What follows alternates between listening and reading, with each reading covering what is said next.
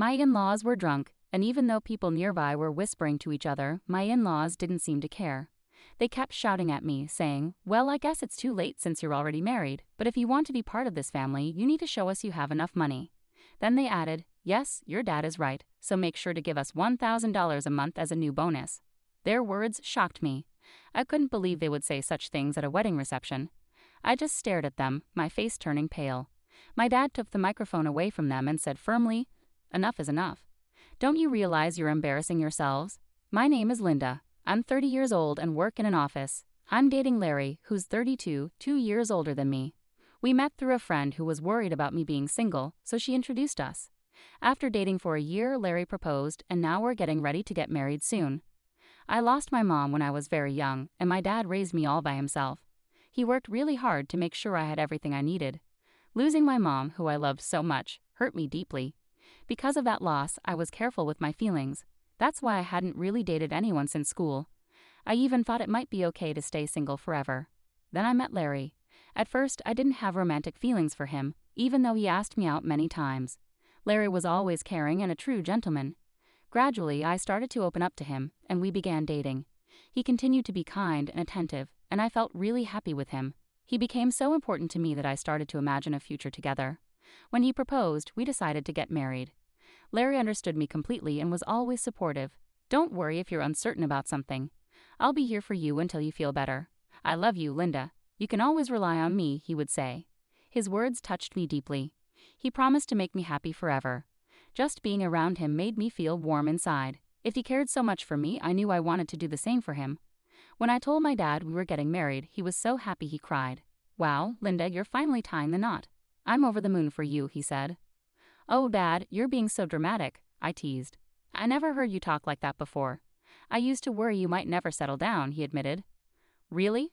I had no idea you were concerned about that," I said. "Well, every dad worries about his daughter, you know. Anyway, congratulations," he said warmly. "Thanks, Dad," I replied. It meant the world to me to have his congratulations, especially since he raised me on his own. I could already imagine us both tearing up at the wedding, especially after seeing him so emotional now. With that, Larry and I began preparing for our wedding. Juggling our jobs kept us incredibly busy. Weekdays were filled with work, and weekends were all about wedding planning. We hardly had any downtime, our schedules packed to the brim. On a rare day off, we were scheduled to visit Larry's parents' house. It would be my first meeting with them. After Larry proposed, he had already met my father. Initially, I had planned to visit his parents soon after, but due to our busy schedules, it took some time to coordinate. As we pulled up to his parents' house, I started to feel nervous. "Don't worry, my parents are really kind," Larry reassured me. His words helped calm my nerves a bit as I reached out and rang the doorbell. It was his mother who answered. "Mom, I'm home," Larry announced. "Welcome home, Larry. It's so nice of you to come," his mother greeted warmly. As they exchanged words, I greeted her politely. "Nice to meet you. I'm Linda, Larry's fiancée," I introduced myself. "I see, so you're Linda," she responded, her tone noticeably colder than with Larry. Her smile faded as she gave me a scrutinizing look. She then led us to the living room where her distant demeanor persisted. "Linda, I'm curious about what you bring to the table. Larry is our treasure, our only child. If you're going to marry him, you must be suitable. Are you worthy of him?" Her words felt more like an interrogation than a conversation. I was taken aback by her directness.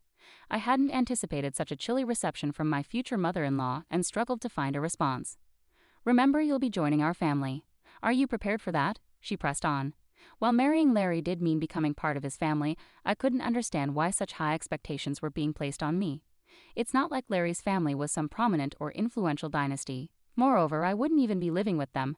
I disliked feeling pressured with these kinds of questions. As I pondered how to respond, Larry's mother grew impatient with my hesitation and scolded me sharply. "When I ask you a question, answer promptly. You're being rude," she snapped. "I want to know if you're ready for this," she insisted, her voice rising. Feeling overwhelmed, I managed to reply, I hope that Larry and I will support each other in our marriage." Her response was dismissive. "That's such a naive thing to say. Your job as a wife is to support Larry. You clearly don't understand the basics," she criticized. Larry's father, sitting nearby, intervened. "Honey, please calm down. I apologize, Linda. I hope you weren't too upset by my wife's words," he said, trying to diffuse the tension. "It's okay," I replied, trying to maintain composure. I figured Larry's mother was just protective of her only son and might have spoken hastily. Just then, Larry's brother entered the room. He spoke softly and kindly, which momentarily eased my nerves. But any relief was short-lived. With a smile on his face, he said something unexpected. "What my wife says has some truth to it. What concerns me is that you come from a single-parent family," Larry's father stated. Confused and taken aback, I asked, "What do you mean by that?" "Well, being raised by just one parent doesn't have a good public image. We can't exactly be thrilled about someone from such a background becoming our son's wife, can we?" he elaborated. "Wait a minute," I interjected, unable to ignore his comment. "What's wrong with being raised by a single parent? My father worked incredibly hard to raise me alone. I'm grateful for my upbringing and proud of my father. Growing up with one parent doesn't diminish my worth." They continued to argue. "Because you were raised without a parent, you may not have learned how to be a good wife, manage household chores, and so on." "I helped my father a lot with household chores," I replied firmly. "I can also cook pretty well, so please don't say that," I insisted. Despite my response, Larry's parents ignored me and went on to say, "We'll allow you to marry Larry, but in return you must promise to prioritize us because we are Larry's parents. Can you promise us that?" "What?" I was shocked by their demand. "Since you're here asking for our permission to marry our son, you must understand your responsibilities, right?" Larry's parents continued without giving me a chance to say more. Feeling sidelined by their dominating conversation, I reflected on the evening and decided to discuss my feelings with Larry. "Hey Larry, do your parents always talk to people like that?" I asked him later. "What's wrong with how they talk?" Larry seemed unconcerned. I was surprised that Larry didn't see any issue with how his parents had spoken to me. "I mean the way your parents talked to me and what they said." "Oh really? They were just discussing whether you're ready for marriage," Larry replied. "I understand they're concerned, but I felt like their comments were a bit too much," I explained. "Really? What do you think they said wrong?" "They've given us their blessing, so let's not dwell on it," Larry assured me. "Yeah, you're right," I conceded, but I couldn't shake the unease that Larry seemed to side more with his parents than with me. It bothered me deeply. Sensing my uncertainty, he pulled me into a hug. "Linda, you don't have to worry so much. My parents are just a bit upset because their only son is getting married," Larry reassured me, though his words didn't entirely comfort me. "Everything will be fine. They just want what's best for us. They want us to have a strong marriage like they do. That's why they might have come off a bit harsh." "I see," I replied, trying to understand his perspective. Maybe his parents had high expectations for us, but I still couldn't shake off the feeling that it wasn't right for them to criticize me because of my upbringing with my father. Marriage should be about us, not just their approval or disapproval. With this in mind, though I was still a little hurt, I decided not to dwell too much on his parents' judgments. Then the wedding day arrived. We had many guests, from relatives and friends to colleagues and bosses. Walking down the aisle with my father, who had raised me single-handedly, was a deeply meaningful moment. Larry and I exchanged vows and rings, surrounded by applause. It was then that I truly understood I was marrying Larry. I felt a joy I had never experienced before. As we entered the reception hall, we were greeted by the lively crowd and videos celebrating our journey together. It was a joyful atmosphere. I caught up with friends I hadn't seen in a while, and we received many heartfelt congratulations. Despite my earlier concerns about Larry's parents, I was happy we had chosen to marry and create such a memorable day. After the ceremony, we planned to officially register our marriage, becoming husband and wife. Every moment felt cherished, and I was filled with happiness. As time passed, we moved on to the final part of the event. The bride, groom, and both sets of parents lined up to greet guests, but I started feeling uneasy about Larry's parents. They seemed unsteady on their feet, their faces noticeably flushed. It was clear they had drunk too much. Some relatives even asked if they were all right. Despite their condition, we needed to finish the ceremony and move forward. As the moderator handed the microphone to me and Larry, a sudden tension arose when Larry's mother forcefully pulled my hand away from his and spoke to me in a harsh, commanding tone. "Linda, listen to me. After this wedding, you are going to dedicate yourself entirely to us. Get ready because we will test you rigorously." The guests began whispering among themselves, some thinking it was a joke and laughing. Larry's father then took the microphone. "Linda, aren't you ashamed to wear a dress like that? It doesn't suit you at all," he remarked. "Dear, you should tell her the truth," Larry's mother added, and the tone of the whispers among the guests shifted. I looked at Larry, hoping he would intervene and stop his parents' rude comments. Instead, he said he couldn't do anything about it and didn't think his parents were in the wrong. It became clear that he would not protect me from his parents in the future. In that moment, amidst the buzzing hall, I realized it. I was certain of it. My in-laws were drunk and continued to insult me. "Well, you're already married, but if you're going to be part of this family, you need to prove that you have enough money," they said. "Yes, that's right," they continued. After you register your marriage at the city hall, you should give us a few thousand a month and your entire bonus." I was shocked by their words. I never expected such demands at our wedding reception. I stared at them, feeling my face grow pale. My father intervened, taking the microphone from them. "Enough of this. Don't you realize how inappropriate this is?" he said firmly, but still maintaining respect. Larry's parents glared back at my father. "Why are you interrupting us while we're talking? I knew this woman's father was no good. Single parents are never any good," they retorted. I was furious at their insult toward my father. My father, staying calm, responded, "You're even worse than I thought. You refuse to meet me just because I'm a single father. I never expected such behavior from people associated with President Scott. I assumed his employees would be more decent." This seemed to catch my father-in-law off guard. How do you know President Scott?" he asked, his expression turning serious. "He's a business partner of my company and, more importantly, an old friend of mine," my father clarified. "And on the topic of single parents, President Scott himself was raised by his mother alone. So your comments have inadvertently insulted the president of the company you work for." As my in-laws' faces fell upon hearing my father's words, it dawned on them the seriousness of their blunder. "I apologize, sir.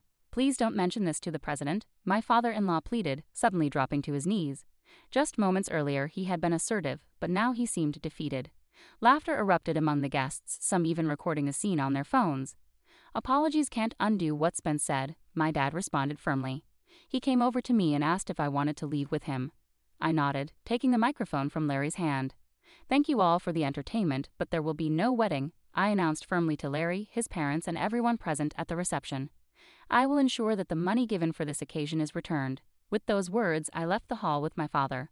I glimpsed Larry and his parents looking dismayed, and soon their relatives rushed over, wearing concerned expressions. The atmosphere must have been chaotic. As I returned the money and apologized to the guests, they expressed sympathy and praised both me and my father for our stance against such unacceptable behavior. They commended us for not allowing ourselves to be taken advantage of by such individuals. Later, word spread among Larry's colleagues who had attended the reception, tarnishing his reputation due to his parents' unreasonable actions. He faced criticism for not standing up to them, and the embarrassment was so profound that he chose to resign from his position. As a result of the incident, the president of my father-in-law's company learned about what had transpired. Larry's father faced consequences. He was demoted and relocated to a less significant division in a remote countryside office. I heard that Larry's family faced ostracism from their relatives due to the fallout from the wedding. It's regrettable, but ultimately their actions led to these outcomes, and sometimes such consequences are unavoidable. In the meantime, I've been using this opportunity to strengthen my relationship with my dad. We've been spending more quality time together, and it's helped me appreciate all he's done for me even more. One day, he sat me down for a serious talk. "Linda, have you ever thought about taking over the business?" he asked, his expression a mix of hope and seriousness. "Are you suggesting?" I began, feeling a bit uncertain about where he was leading. "Why don't you work towards becoming the president of my company?" he proposed. It was a significant proposition, and he seemed to believe I was ready for the challenge. "I'll do my best," I promised him, feeling a mix of excitement and nervousness. I made a decision to prioritize advancing my career at my dad's company rather than getting involved in romantic relationships for now. My goal is to prove to myself and to my dad that I can excel and perhaps one day become a great leader like him. Currently, I am fully immersed in learning everything I can at the company. The work is challenging yet fulfilling, and I'm determined to seize every opportunity. Reflecting on the chaos of the wedding, it's clear that Larry's parents were unreasonable, turning what should have been a beautiful event into a spectacle. Thankfully, since the marriage wasn't legally finalized, I avoided a potentially costly mistake. Now, without marital ties or looming in-law issues, I can focus entirely on pursuing my career ambitions. It's a relief to have found a clear path forward from such a tumultuous situation. I'm optimistic about the future and excited about the possibility of leading the company. I wish myself all the best and hope that those who hear this story can find something meaningful in it. Thank you for following along until the end. If you enjoyed this story, please consider subscribing, and I look forward to